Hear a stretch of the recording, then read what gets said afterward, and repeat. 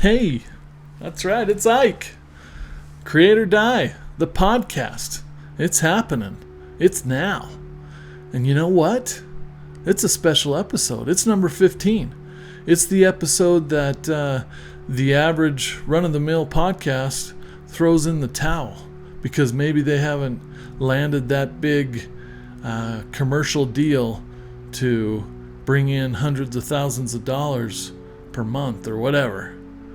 And yeah, we're not there yet either. But we're going strong. We're just getting started. Episode 15, nothing. We'll talk again when we hit episode 52. That'll be 1 year. Last episode we talked about the power of 52 weeks in a year. That's a lot. 15, nothing. So maybe it's not that special. But no, appreciate you joining us, and if you've been here since the beginning, man, thank you, and keep it coming. Tune in. If you've just listened to us, maybe try out the Create or Die YouTube channel and see the video. This is one of those episodes where we've got a guest. My boy Trevor is back for his third time, and he's bringing some cool thoughts around how we can stay motivated. Because as creatives, sometimes we have to use our creative powers for purposes that maybe don't excite us, or projects that drag on. And it's a reality. So we're here to share with you some ideas on how you can get that passion, get that motivation, get that drive, that love for creating back. Harness it for good. Yeah, let's do this.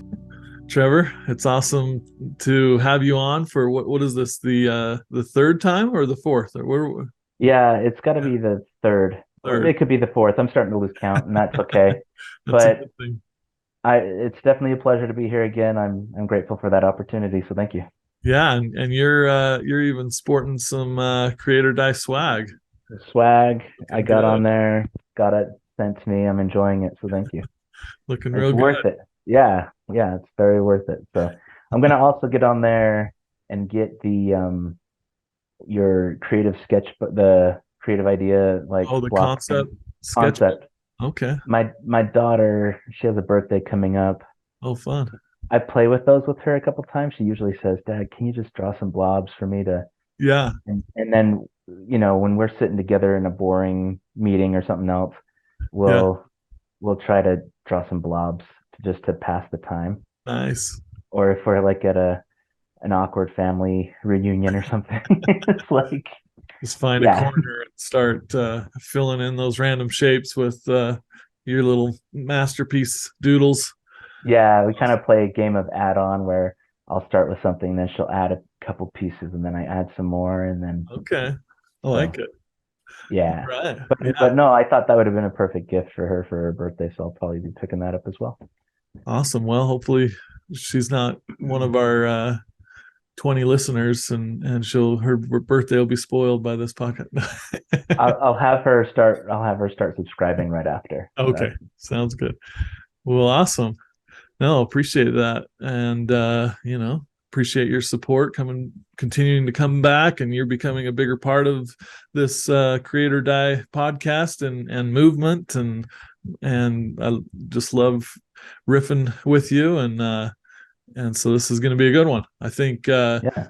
Just to echo again, the pleasure's all mine, so thank you. okay, thank you.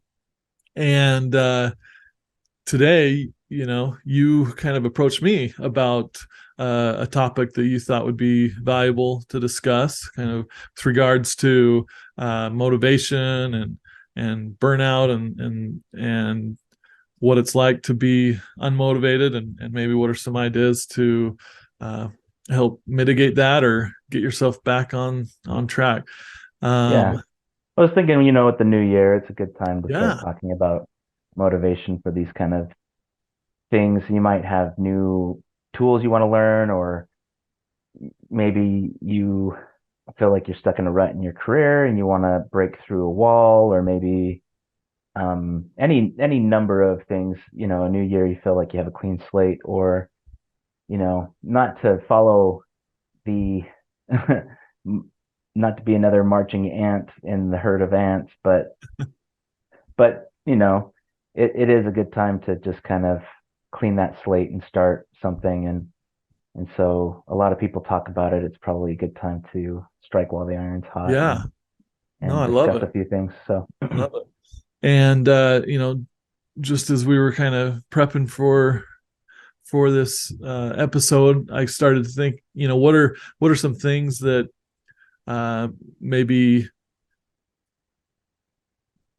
affect my motivation negatively, and some of those things off the top of my head, real quick, and then feel free to jump in anytime. But I'm thinking when I compare myself to others, or maybe you see through Instagram or other social things, it seems like somebody's just cranking out this amazing work all the time, or they get to work on these fun big brand projects, and you're working on your 10th PowerPoint in a row at work, and that can be a little demotivating.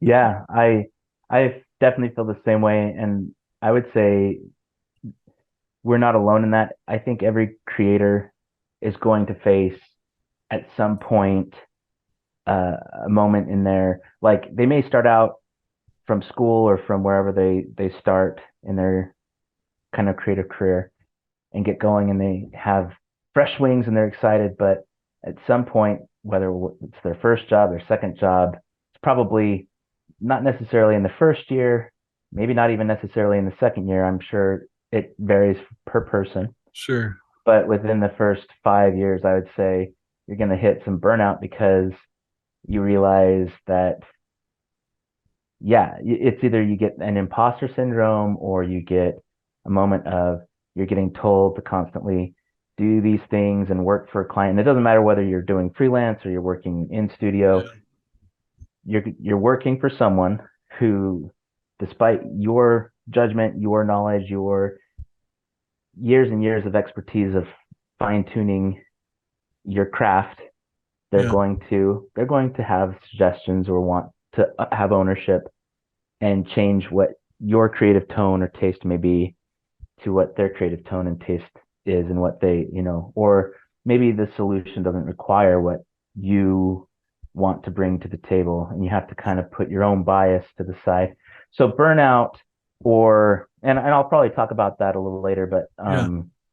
but that definitely hits you, and you're going to hit that a lot. So that's gonna kick you in the gut, and take away a lot of your motivation, or your, maybe even your passion for it.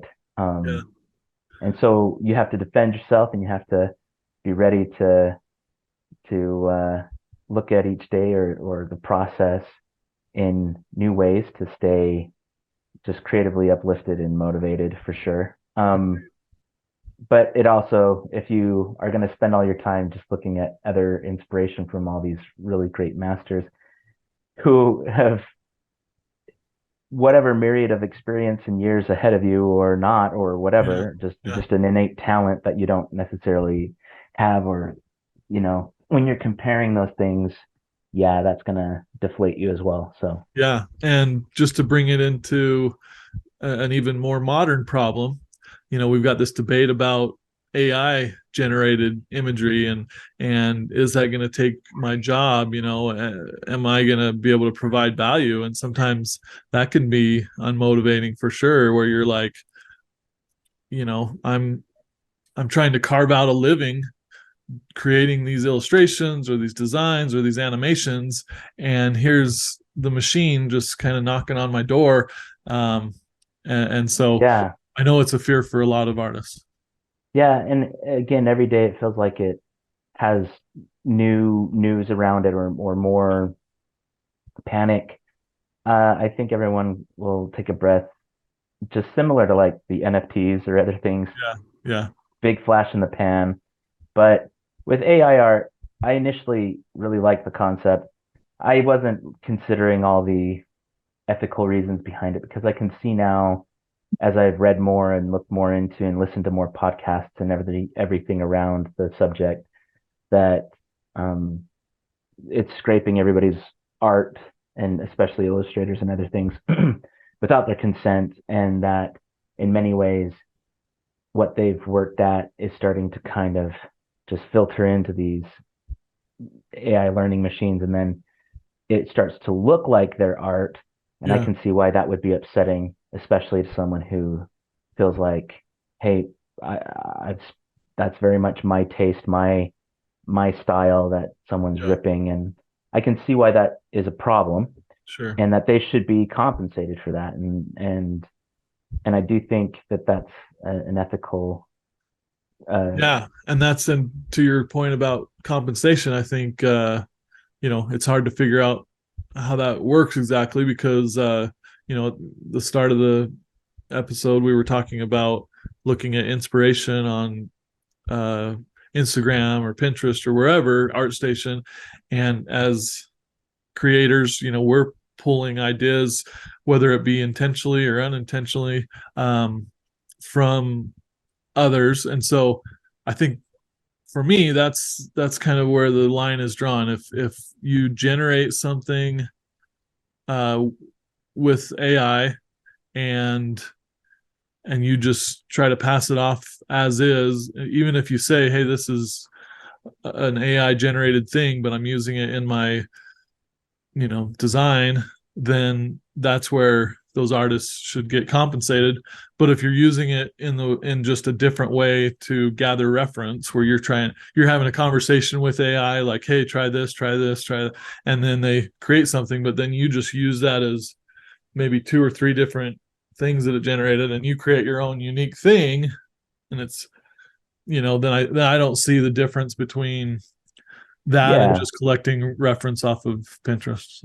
my greatest excitement around AI was that I could kind of create concepts faster. I'm not saying final art. I'm just saying on my side of things, I like to get storyboards and animatics and pieces out, and I don't necessarily do it to the speed that sometimes a client wants. And that's what can also be, can kill my motivation is sometimes I just wish, I could get to a certain deadline or a certain point faster.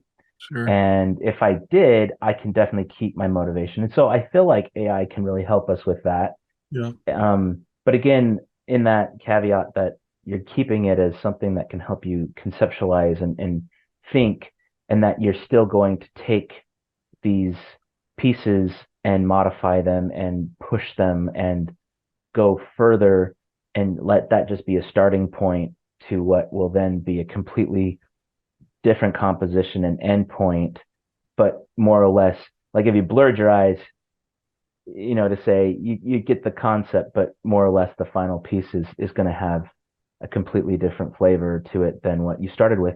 Because I also feel like most of these AI pieces start to have their own look and feel. Like Yeah. I always know if it's coming from Mid Journey because it kind of has like its Mid Journey look, Yeah. or if it's got the Dolly look, it's got a Dolly look. They're getting that, and maybe we'll start to recognize that better. I don't know, Yeah. but I think if everything's going to start to look like it's coming from Mid Journey, there's going to be a problem with that too. Right. So that if Well, it's kind of the everything's going to same look the thing same, with stock art, or stock yeah, photography or whatever. It's good point. pretty easy for someone to say, "Oh, that looks stocky," or that's stock. That's not as, you know, even though maybe you haven't ever seen that exact image, or maybe it is a custom image, it's got a certain look to it. So anyways, Yes, we've gone down this AI rabbit hole, and that could be its own yeah. episode all of itself. Yeah, they But keep generating so many. I just wanted to say one thing. yeah, Like, I can't even name them all anymore. And there was a new one that came out the other day called like Draw AI or Draw IO or something that had, I noticed that you could just start drawing and it will finish like on a note, like on the yeah, the kind of Something the that space. Google created that, Yeah, and then yeah, it gives you a list of, okay, you're trying to draw a building icon, or you're trying to draw yeah, a stop sign, or you're trying to draw scissors, and then it will show you like a list, and you can like start to go through and like pick the one that fits what you were yeah, looking for the most, and then you can like go from there as, okay, there's the building point. Now yeah, and it's even vector, so you can start to yeah. um, distort it and change it. But at And that least you've one, got a starting point, yeah, which I love yeah, because that's one thing I can just start with yeah, and concept real quick, and then start going and running wild with it and get my work done faster. yeah. And I dug into that one a little more deeply, and it's interesting to learn that there's, two or three artists that are contributing to that, and they've given their Mhm. permission, and it's basically their artwork that you're seeing, not something that was generated by AI. It's like AI That's it. just helped you. They just kind of what's the deciphered what it is that you were trying to draw and said, hey, Yeah. look, here's this finished version of that, is this what you want? And yeah, it's pretty cool. Yeah, and in some ways it's cleaner, and Yeah, so that when you're trying to show someone something, they can see, okay, this is going to be a building, and this is going to yeah, be, yeah, totally. spaceship, UFO, whatever. You get the idea. All Yeah, right. but it's awesome. It's important to stay on top of these tools, and I think if you don't mention it in your list of things to help mitigate, demotivation or whatever, I've got some thoughts on that. So anyways, we've talked about some ways that motivation can be robbed from us, and we can find ourselves in a rut, and you have some ideas on how to help claw our way back out. Yes, I have a list. It's not necessarily a groundbreaking list or a definitive list. Just Yeah, just a few things I've learned in my experience over the last 10 years in the field of this that I think are, helpful and important. I'm going to start out with um, I've read a book.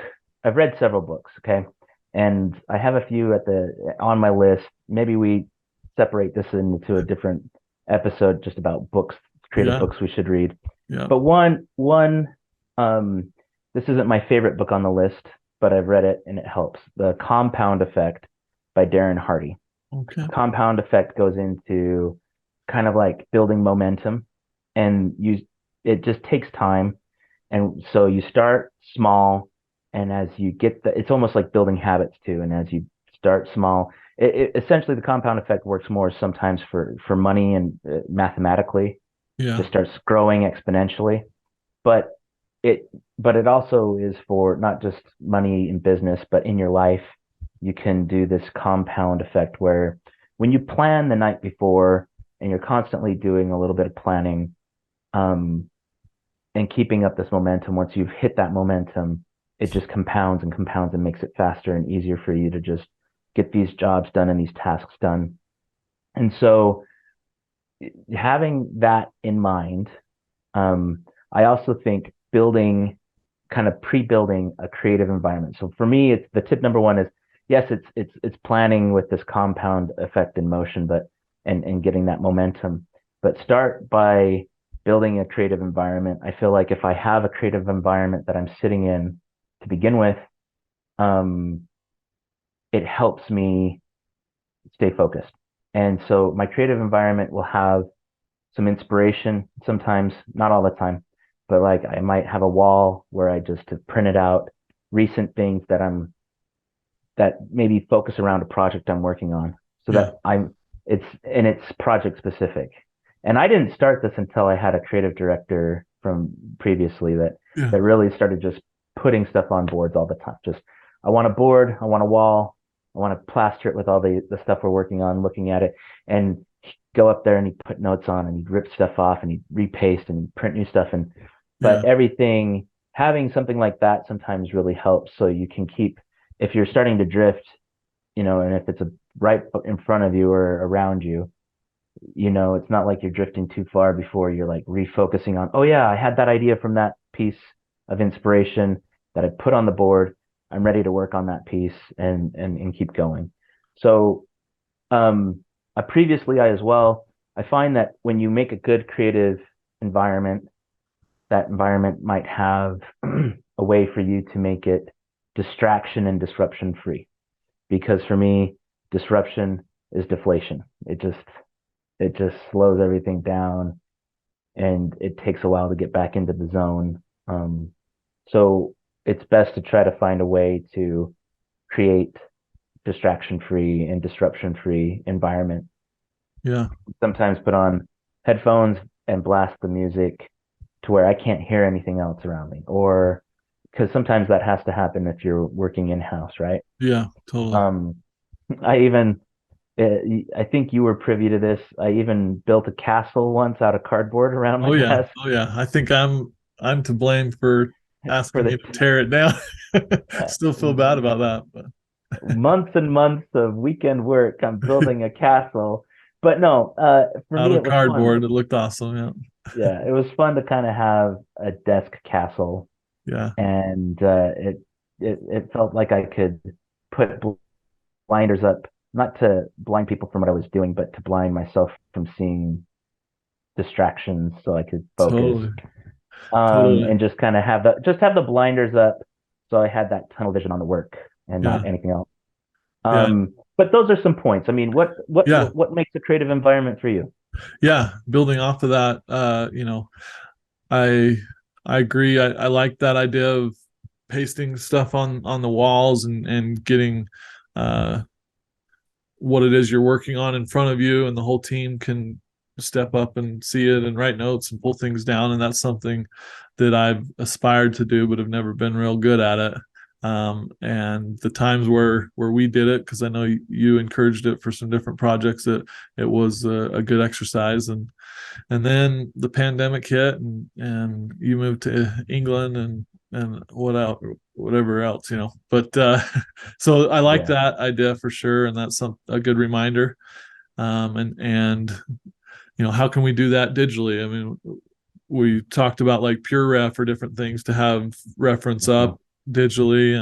And so yeah, that's great. And then as far as making that creative environment and cutting yourself off from distractions, one of the biggest distractions can be um, slacks or requests from coworkers. And so to carve out like a protected time that everybody adheres to, like, hey, Mhm. from 9 a.m. to noon, no meetings, no slacking, no nothing. You Right. just, that's dedicated time for people to get work done, is also a good way, I think, to help protect And that pause creative space. Yeah. pause your notifications. Yeah, Yeah. and like that goes back to that compound effect. If you plan that night before and you get that momentum rolling, like every day at this time, I'm going to have my biggest focus. That's the best. So Yeah. And MX, the new CEO, did kind of instigate something like that. Monday and Friday are, you know, times to just work, crank, get things done, don't schedule meetings. But, that's awesome. as is Okay. always the case, people forget. They have a short Yeah. memory. It's like, well, I need to cram more work in. I'm just gonna go ahead and put this meeting on Monday because they weren't talking about this. This is important. Or I'm just gonna start slacking people just like it's any other day because they're working remotely, and I want to make sure they're still actually working and they're not just taking a day off. So Well, funny enough, scheduling was a good segue into the next step, oh, which great. Good. was scheduling. And so I'm glad you kind of think if there's a day, maybe there's a day or two in the week that's better than most for certain things. But if you have a schedule, not just for certain items of work that you're trying to get done, like this is the only time I'm going to answer emails, or this is the only time I'm going to um, do complete disruption free work and then work on or take a break and then shift to a whole different process or a whole different creative piece. There's that. But for me, scheduling also means just making sure that there's an end in sight, because I find that I have the worst lack of motivation if I feel like a project doesn't have a deadline or Yeah, an sure. end in sight, if it's going to drag on and on and on. I once and so also like timers and focus sessions, having a timer just to say 40 minutes straight, and then I'm gonna get up, get a drink, get the blood flow. Just that kind of schedule Yeah. helps me helps me keep the motivation. And it does require me to at least get up once every hour just to get the blood flowing and then back, and then I have a better focus and motivation than if I stayed 4 hours straight. I do that, and because Yeah. sometimes I get in the zone and I'm like, it, it's different though if it feels Yeah. like, wow, that was amazing. But sometimes Right. I'll sit there for 4 hours without, but I'm doing something that doesn't motivate me. And then you And then I realize realize, that, oh, yeah. yeah. And So, I get in a slog. But going back to end in sight, I once had, I once had a project that went on and on and on with no end in sight, yeah. um, constant revisions, new versions. I went over 36 different versions, and I think this project dragged on for 3 to 4 months Yeah. of just, and it was the only thing on my plate. Yeah. I couldn't focus on anything else, couldn't necessarily shift my mind towards anything else. And having something like that becomes so hard to get up and return and do again and again and again Yeah. when you feel like, and it's almost like a groundhog day. You're living the Yeah. same day. And as you see in the movie, very difficult at times. And he eventually even tries to commit suicide and fails and fails and fails because he's like living in hell. Yeah. But, you know, pull back. One thing I find though, even in that, even in that, is that this is going to segue into the next piece, but Yeah. and I want to give you time as well to kind of respond, but let me kind of because these go together is Okay. if you have a passion. So the next thing for me is just you have to have a passion for what you're doing Yeah. because if not, and burnout is inevitable. If you focus on the elements you enjoy, there will still be enjoyment, even if you can't express your creativity for every project, Right. or if you hit a wall, similar to like that 36 version nightmare, um, if you just push through it, once you've kind of pushed through it and you break through and you start with the small stuff, I find that similar to that moment where I was talking about maybe I see inspiration around me. If I start to drift and I'm thinking and I drift and I see something, I'm like, oh wait, okay, there's that piece right there that sparks that joy in me right now. And that is still part of the project that I'm working on. Yeah. Let me shift to that because my all of a sudden that motivated me. Like I'm inspired Right. right now to work on that. And if I work on that little bit, I'm making I'm making a step despite, I'm making a step, I'm making a step. It was something like um Robert Louis Stevenson that says, don't judge each day by the harvest you reap, but by the seeds you plant. Huh. And so, and so, if you think about it that way too, because that's such a great motivational quote, we often can get stuck in the weeds of saying, man, that was one of the worst days of the week. And my productivity was low. Everything was not working. Yeah. My computer crashed. I had these many problems and conflicts. Couldn't figure out this tool or my software was stuck. But if you can get past that and break through those walls and just start with first little small things you can do quickly, even though maybe the client or people are pushing for the bigger picture, but you can still make steps and say, look, okay, I didn't get the full picture, but hey, I can communicate on here's one piece of the puzzle done. Um, I think that keeps the wolf away, or metaphorically, Yeah. and allows you that positivity and that motivation to finish and break. And then finally, you eventually, once you push through that wall, maybe sometimes if there's not a deadline, once you're done, it's like, okay, that was relieving. Yeah. I got new wings to work with here, and you can make it to the end. Yeah. Um, how about for you? So I Yeah. kind of talked about schedule, having a passion, Right. and then keeping positive with, Yeah. um, yeah, No, I agree, and that is one of the hardest scenarios where it's just this is the most important project on your plate, and in your example, maybe it was the only project, and It's just it's a marathon of difficulty when you submit something and you think you nailed it this time, and you wake up or you get a Voxer at 2 a.m. or whatever the case may Yep. be that says, yeah, actually I was thinking this, and yeah, it can be rough. And so one thing that has helped me is to, when you're on that 34th iteration or whatever, you might, and if you had this luxury, which you don't always have this luxury, you might raise your hand and just be like, I need help, and reach out to another. And the scenario I'm describing here is where I passed the project on to you that I'd been iterating on with the CEO. And uh and i and I just had exhausted all of my ideas, and you were able to take it over. And I think you probably still did 5 or 6 more iterations on it, but we got there. It got done. Yeah. And um but that's not always the case. Like if you're a freelancer and you're the only one, and you don't have the budget to get a buddy to help you out and subcontract for you or whatever, then yeah. But so that's one thing. um Yeah.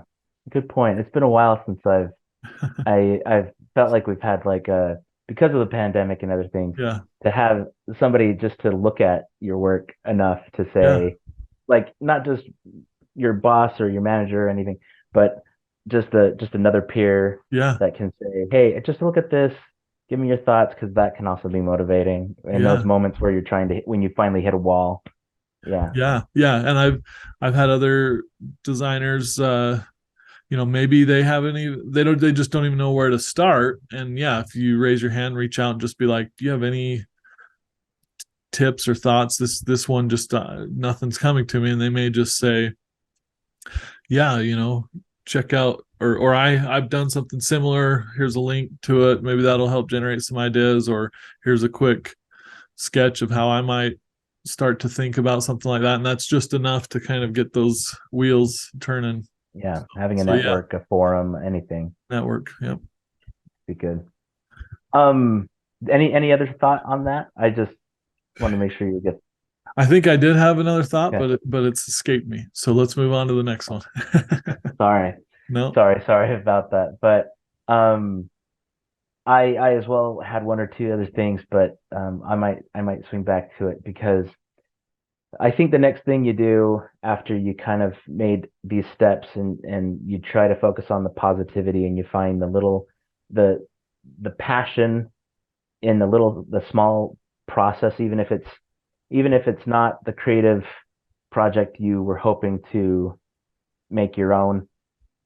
If you have a passion and a love for what it is, you can find you can find parts of that or pieces of that passion in the project itself, even if it's not 100% the way you want.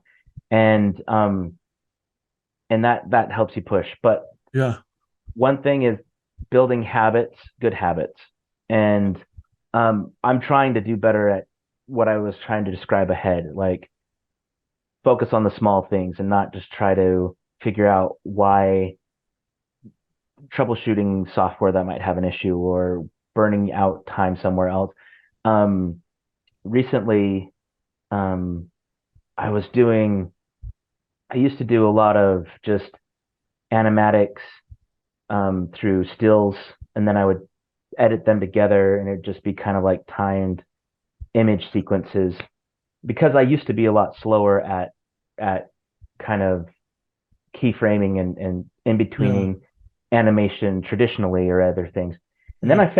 then I found that specifically with this with a logo I just animated, going through the process because it was a logo, but Yeah. I'm thinking for all future projects now, it's a lot easier to just when I do my really bad messy sketches that just represent what the object or the thing on the screen Yeah. is going to be, and I try to start to move that through time and find that timing and that pacing. It helped me go faster. Yeah. And in the end, I could lay that in and even animate faster and get the project done faster, which I was grateful for, which was motivating. so I'm trying to build those habits Yeah. of okay, I found something that works, that makes my life easier, and I'm going to do it faster. And that might be different for someone who's a typographer, or who's someone who's a layout designer, or someone who designs just logos or something. And maybe you can find ways that that relates to you better. Maybe you use tracing paper more than you've ever had in the past, or maybe you use, I don't know. Yeah. But there's this great book out there. I haven't read it per se, but I've found great notes on it, and it's called Atomic Habits. All And right. when you build atomic habits, um, there's kind of a process about that, and it goes in like when you build a habit, it takes quite a few days to do this stuff, right? But I found a life hack, and it's a true life hack, Yeah. and it truly feels like you're stealing, like you don't even have to work for something, you get it for free. If you already have a habit you're doing, Right. why not piggyback off of that habit? Yeah. And Groundbreaking. Yeah. I know, right? Yeah. Groundbreaking. It's not the first. No, It's it not the is first literally time. like it's I don't awesome. know. Well, I don't know. I've read about 2/3 of that book. I'm not finished, but yeah. Okay. Oh, that blew Well, my mind. Yeah. well, one thing I think it comes from Atomic Habits. I know it came kind of Yeah. from talking about in that subject about some of the notes I saw on this Yeah. in the past. It was about a year ago. I had a conversation with some people on Atomic Habits. That's when I got into it. Yeah. And when I found this, they talked about in that piggyback off a habit you're already doing. Yeah. So and they were trying to say something like, if at 8 a.m. you're mixing your coffee or whatever, Yeah. like that's your habit, right? You have Yeah. even if it's just a personal habit Yeah. of that's like what I'm trying to say is it's just a morning routine or something. Right. Is there not something you can piggyback off of that you want to do? So let me put that into context. For me, I never fail to brush my teeth at least morning and night, maybe Yeah. 3 times a day, maybe after dinner or something, right? Yeah. But at least twice a day, morning and evening, before bed, I'm brushing my teeth, right? Yeah. And just that time of brushing my teeth, it's probably like 2 minutes, Yeah. 3 minutes of brushing my teeth. Um, it it's wasted if it's just brushing my teeth. I mean, not wasted. It's just there. But that's Sure. the only thing I'm doing. But I could be doing more. I could be multitasking while I'm doing it. And that's what I thought. Yeah. And I also thought I want to finish some books, not just listen to books, not I want to Yeah. physically be reading books. So I started keeping my book, a book I wanted to finish. It could be inspirational, it could be whatever, it could be something you're studying for school. Yeah. I don't know. I kept it by my toothbrush so that every time I was brushing my teeth, and while I'm brushing my teeth, I'd flip open that book and I would be reading. And sure enough, I only get through 3 pages. Sometimes I'd finish brushing and I'd be reading for 5 to 10 minutes Yeah. and get through, a section or a chapter. Yeah. Um, but I would do that every time I brush my teeth. So I do that twice a day, at least. Yeah. And when you're doing that twice a day, you're chipping away, and before you know it, you're getting through it. Versus when you're not piggybacking off another habit, Yeah. I would say, I want to read this book in this year. I want to read 10 books this year. Yeah. I wouldn't even get through one. But Exactly. now that I piggyback off of that, I'm getting through all these books and I'm getting through these things. And that's just one example. There's Right. multiple examples. Maybe you could think of a habit you're following that you could piggyback off of and put something beneficial to that as well. So Yeah. it was easy for me to do a book while I'm brushing my teeth, but there Yeah. might be obviously challenges with other habits. But I kid you not, just doing that, it was like, whoa, I just I just created a new habit. It didn't even take me any Right. effort. When it is hard, it's like, what is it? 30 or 15, 16, I don't know how many days to make Yeah. a new habit. To right. But if you're attaching it, piggybacking off of another habit, and in your Yeah. example, you were multitasking, brushing your teeth and reading, and a lot of things, maybe you can't multitask, but that's a good idea, a good example. But just having enough energy to take that book and placing it there, that was all. Because now every time you go to pick up your toothbrush, the book's there, and that's Yeah. a visual reminder, and you don't have to you know build the habit, because you have that visual cue to tell you to do that thing or whatever. And that was similar to the example in the book, where it was like, yeah, if you make your bed every day and you want to read more, when you're making your bed in the morning, put your book on your pillow, so that way when you go to sleep, you see that book on your pillow, and you're like, okay, that's right, and you read a chapter before you go to bed or something. Totally. So you're not necessarily multitasking in that example, but it's a trigger to help you build those habits. So yeah, that's a good one. Yeah. One warning on that is, when I feel like it's easy to make bad habits too, Yeah, but when you do make a good habit and you keep a good habit, it's great. But when you do piggyback off a habit like that, it's just as easy. Like it's easy to pick it up, but it's also just as easy to drop it. And so sure. if you might find that you go on a trip or you're traveling, and then you Yeah, didn't bring your book with you, and then when you come back, I know it's typically in the same spot, or if you've moved it and yeah, it's not there, you find that you've all of a sudden started dropping it, and you might drop it for a week or a month before you start putting it back. So, totally, totally. but not to get down on yourself and um punish yourself. It's just as easy to pick back up again Yeah, if you piggyback. I just yeah. want to make that point. So Well, and so let's draw a connection to, creativity. Not that reading isn't creative, but let's say you at your job, um, every morning you review your list of things to do, and you have a to-do list, and maybe there's something that you want to remind yourself to do or get better at. So with scheduling,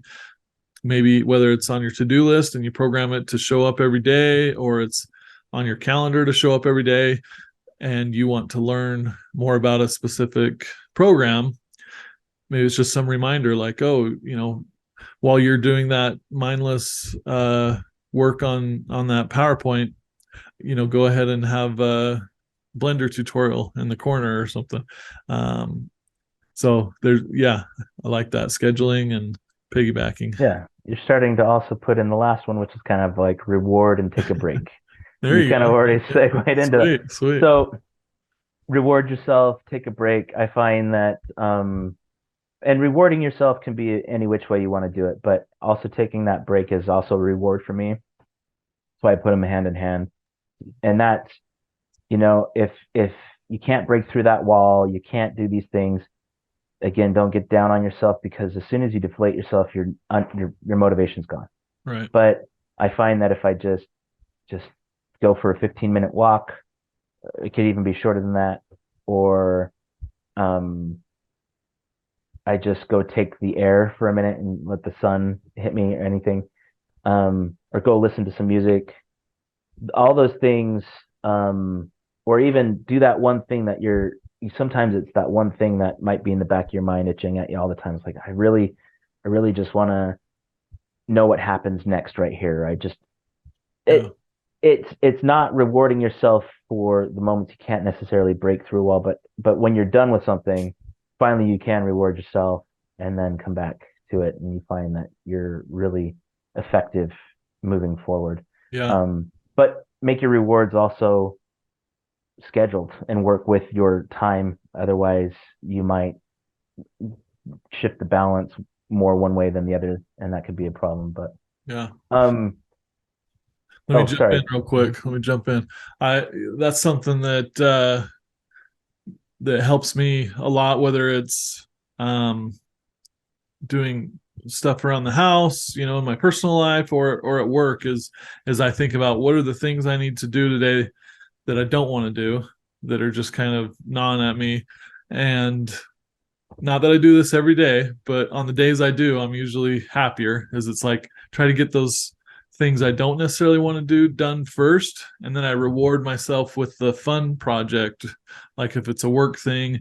And as a manager of people, I've got to, you know, write up reviews of somebody or send out these emails to communicate things or update, write tasks, things that aren't creative. Or Yeah. there's, I've got to do another cut. This is the 36th cut on this project, and I'm not excited about it, but I'm gonna do it. And then tell myself, okay, I'll try to get all those done by lunchtime or by 2 o'clock or whatever.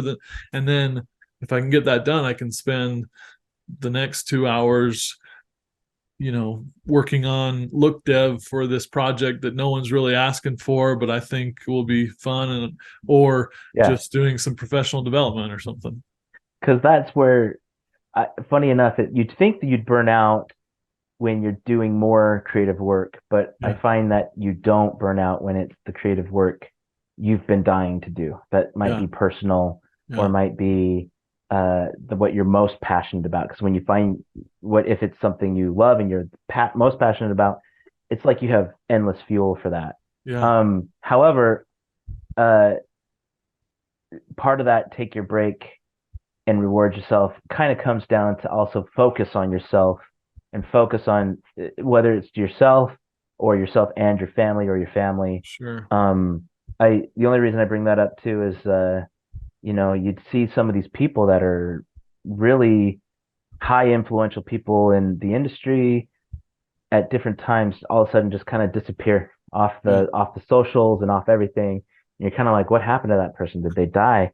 And it's because they had to completely take a break and yeah, focus on themselves and focus on their family.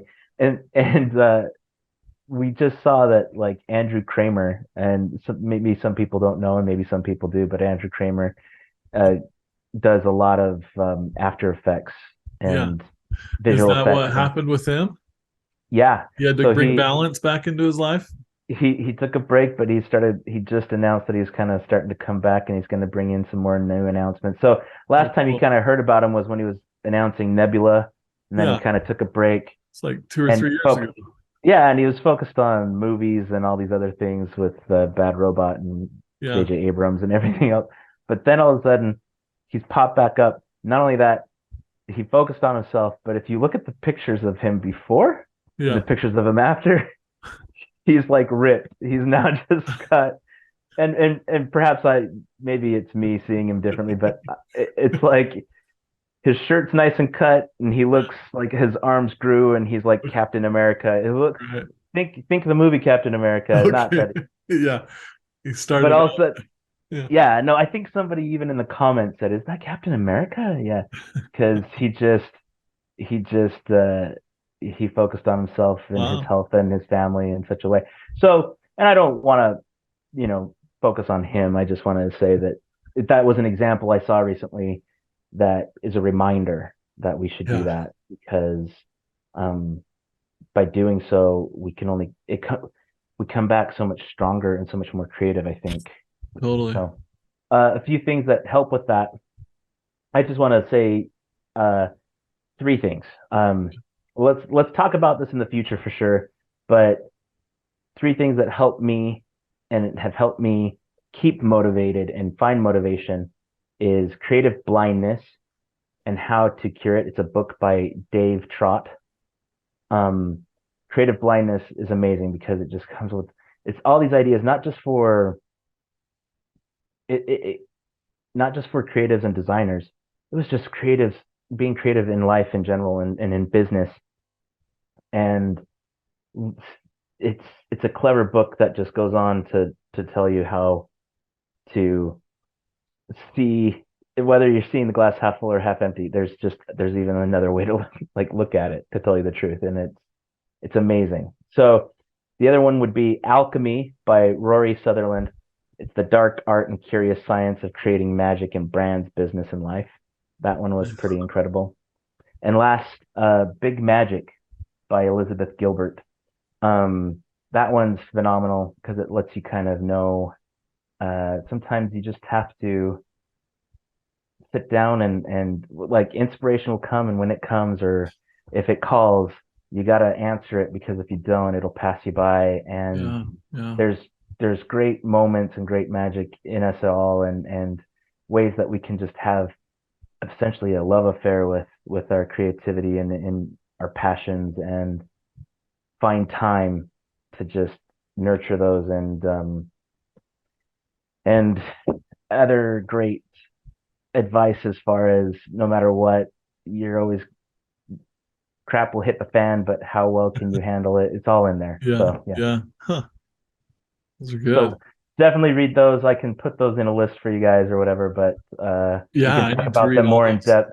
We should definitely do one more after this down the road about just books or things we need to Yeah, read as creatives. So I like it. I like it. Cool. Well, and I did, not to go off on a tangent, but just to rewind a little bit on passion and finding passion in the mundane, if you will. mhm. No, I agree that can be helpful, and that was something I was thinking of, is like even something as silly as Google Slides or PowerPoint.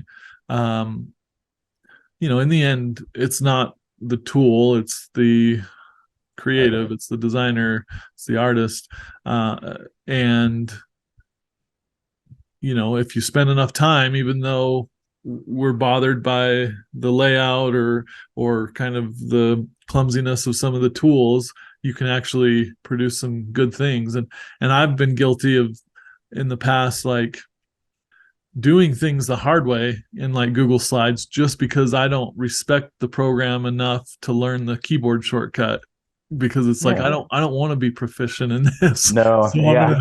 I'm gonna click on this menu, and I'm gonna go down here, and I'm gonna click on this. And when when I just respected enough to be like, okay, there's got to be a keyboard shortcut for zooming into the canvas or zooming out. And sure, it's not the keyboard shortcut that I would have picked, or that I think it should be, but wow, that makes my job that much easier, and I can get done with it quicker. So yeah, I just wanted to throw that out there. Awesome. Well, thank you.